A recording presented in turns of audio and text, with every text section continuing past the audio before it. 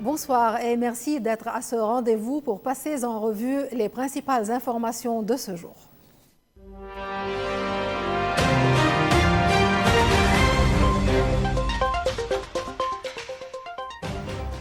Le président Joseph Aoun a affirmé que le Liban n'a toujours pas reçu de réponse israélienne à sa proposition de négociation pour la libération des territoires occupés, estimant que la logique de la force ne sert plus et qu'il faut aller vers la force de la logique.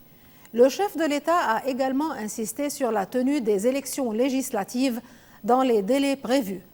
Il a qualifié tout dialogue national avant les élections de dialogue de sourds, réaffirmant avec le président du Parlement Nabih Berri et le Premier ministre Nawaf Salam leur détermination à organiser les élections législatives à la date prévue. Devant une délégation du syndicat des rédacteurs de la presse, il a insisté que la stabilité de la Syrie est indispensable à celle du Liban, estimant que la levée progressive des sanctions américaines contre Damas profiterait également à Beyrouth. Au Liban Sud, la guerre semble terminée, mais la paix n'a toujours pas commencé. Près d'un an après le cessez-le-feu entre Israël et le Hezbollah, la reconstruction est au point mort. Les habitants accusent l'armée israélienne d'empêcher tout retour à la normale. Amsaïleh, dans le sud du Liban, les bulldozers se sont réduits en cendres. Sous un soleil de plomb, Ahmad Tabaja tente de sauver les quelques engins encore debout. Tout le monde sait que ce sont des machines civiles, affirme-t-il, les mains couvertes de suie. Sur 120 engins qu'il possédait, 5 seulement se sont encore utilisables. Le 11 octobre, l'aviation israélienne a bombardé plusieurs parcs de machines à Amsaïleh et Ansariye. Tel Aviv affirme avoir visé des véhicules destinés à reconstruire les infrastructures du Hezbollah. Mais pour les civils, il s'agit d'un prétexte pour empêcher toute reconstruction. Ils interdisent de s'approcher des maisons, de déblayer les décombres, raconte Tarek Mazraani, ingénieur et militant de 61 ans. Presque un an après la fin des combats, 82 000 personnes restent déplacées selon l'ONU. Les villages frontaliers comme Houla et Maroun el-Ras demeurent fantômes, ni retour ni reconstruction. Le coût total des destructions est estimé à 100 milliards de dollars, mais l'État libanais marque de fonds. Dans la localité d'Ansariye, Hussein Kinyar a vu son parc d'explosion détruit pour la deuxième fois. « J'ai vu tout brûler sous mes yeux, dit-il. La première frappe nous a coûté 5 millions de dollars, la seconde 7. Les agriculteurs, eux, ne peuvent plus accéder à leurs terres. Mohamed Rizé, 69 ans, n'a pas récolté une seule olive depuis 3 ans. Pour nous, la guerre n'est pas finie, murmure-t-il. Elle le sera quand nous pourrons rentrer chez nous. Entre menaces de drones, frappes ciblées et blocus tactiques, la reconstruction du Sud reste suspendue. Dans ces villages vidés de leurs habitants, la paix attend encore son architecte.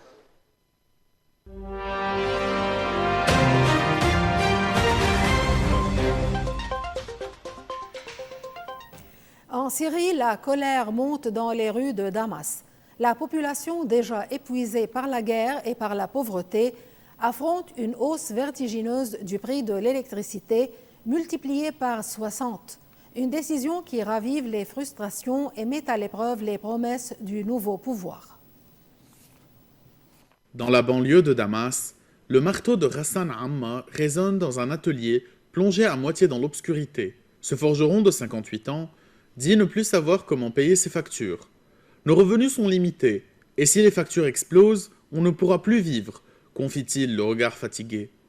Fin octobre, le ministère syrien de l'énergie a annoncé une hausse spectaculaire du prix de l'électricité, multipliant les factures par 60. Une mesure justifiée par la nécessité de reconstruire un réseau électrique détruit par plus d'une décennie de guerre. Mais dans une économie exsangue, la décision passe mal. On pensait que la chute d'Al-Assad allait améliorer les choses. En réalité, tout est plus cher, déplore Maheddine Salam, agent immobilier. Les nouvelles autorités islamistes disent vouloir libéraliser le marché et mettre fin aux subventions dans le cadre d'un plan de relance économique. Mais pour les Syriens, ces réformes signifient avant tout sacrifice. Personne ne va payer, personne n'a de l'argent, s'exclame Ella Moussa, vendeuse ambulante. Qu'ils coupent tout, ça reviendrait au même. Selon l'ONU, 9 Syriens sur 10 vivent dans la pauvreté. 1 sur 4 est au chômage. Malgré les promesses d'aide du Qatar et de nouveaux projets de gaz via la Jordanie, les coupures dépassent toujours 20 heures par jour. Omezene, mère de 3 enfants, résume le désespoir ambiant. Comment payer la lumière alors que je peine à payer l'université de mon fils? Cet hiver, on dormira sous les couvertures. À Damas, les bougies remplacent les ampoules, et la colère gronde.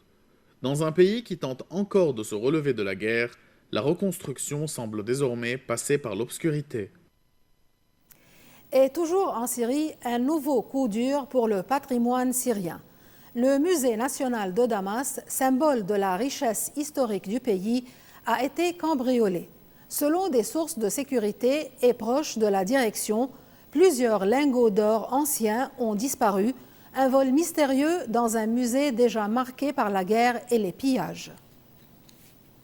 Au cœur de Damas, les portes du musée national sont closes. Derrière ces grilles, l'un des lieux les plus prestigieux du patrimoine moyen-oriental, est désormais la scène d'un cambriolage spectaculaire. Selon une source proche de la direction, 6 pièces d'or ont été dérobées dans l'aile dite classique, l'une des plus riches du musée. Des lingots anciens, dont la valeur historique et archéologique est estimée à plusieurs millions de dollars, ont disparu dans la nuit de dimanche à lundi. Une source de sécurité confirme le vol et indique que plusieurs employés et gardiens ont été interpellés, interrogés, puis relâchés. Pour l'heure, aucune version officielle des autorités syriennes. Le musée, lui, reste fermé jusqu'à nouvel ordre pour raison de sécurité. Le musée national, fondé en 1919, avait résisté à 13 ans de guerre civile avant de rouvrir ses portes début 2025. Il abrite des trésors allant de la préhistoire à l'époque islamique, dont beaucoup avaient été transférés ici pour les protéger des combats. Durant la guerre, des milliers d'artefacts syriens ont été pillantés ou vendus sur le marché noir international, alimentant un trafic archéologique estimé à plusieurs centaines de millions de dollars. À Damas, l'enquête se poursuit dans le plus grand secret. Mais pour de nombreux Syriens, ce vol n'est pas seulement une perte matérielle, c'est une nouvelle blessure pour un pays qui tente encore de sauver sa mémoire.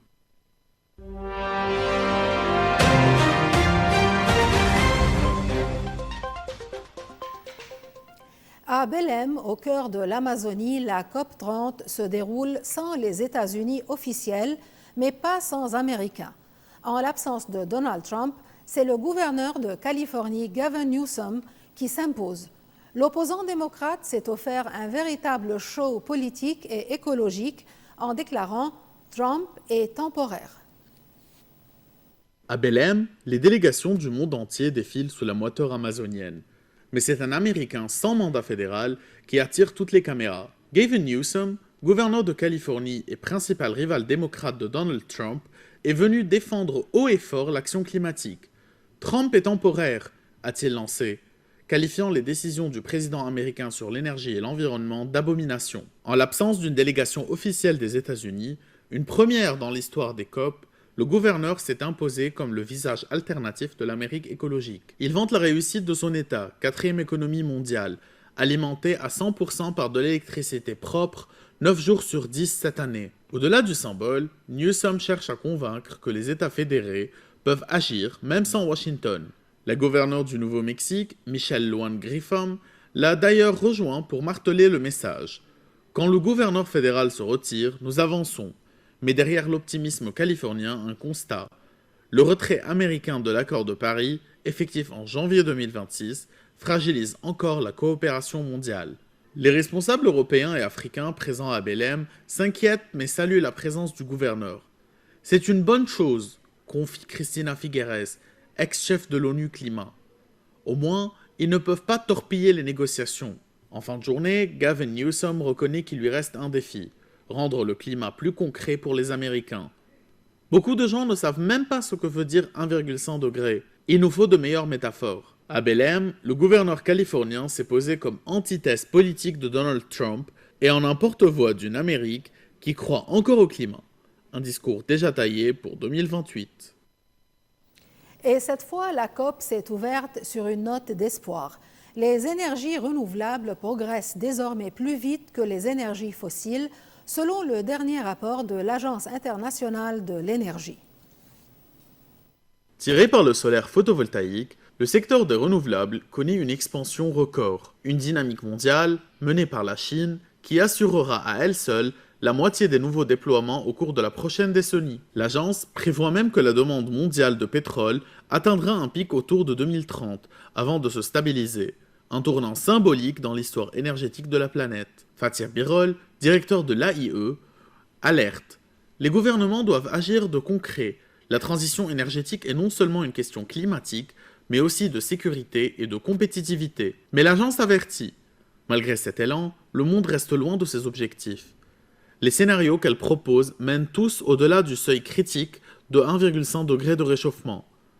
Autre défi, les changements politiques aux États-Unis, le revirement fédéral sous Donald Trump a ralenti certains projets, réduisant d'un tiers les capacités renouvelables prévues d'ici 2035.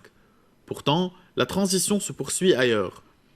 De l'Europe à l'Asie, en passant par l'Amérique du Sud, les gouvernements misent sur le solaire, l'éolien et les infrastructures électriques propres pour répondre à la demande croissante d'énergie. Le monde avance plus vite que certains ne le pensent. Ce n'est plus une question de technologie, mais de volonté politique. À la COP30, les délégations appellent donc à accélérer les investissements, à sécuriser les métaux critiques et à garantir l'accès à l'énergie pour les 730 millions de personnes qui en sont toujours privées. Malgré les crises et les divergences, un message domine à Belém.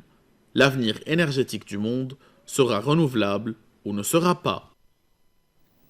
Et enfin, en Chine, la fièvre des soldes, connue comme la fête des célibataires, semble retomber. Face au ralentissement économique et à la lassitude des consommateurs, les grandes plateformes d'e-commerce comme Alibaba et JD.com constatent une baisse d'enthousiasme. À Shanghai, le symbole du consumérisme chinois perd de son éclat. Autrefois, c'était le grand rendez-vous du shopping mondial.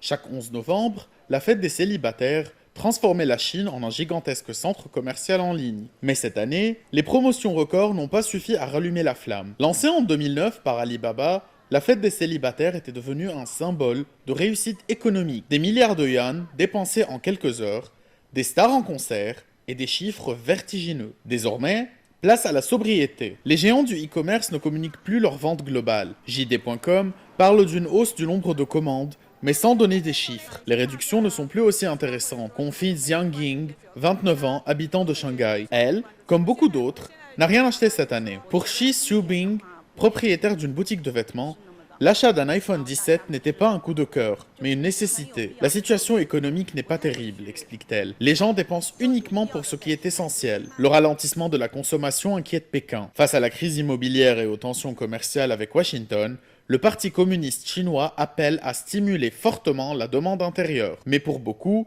la priorité est ailleurs.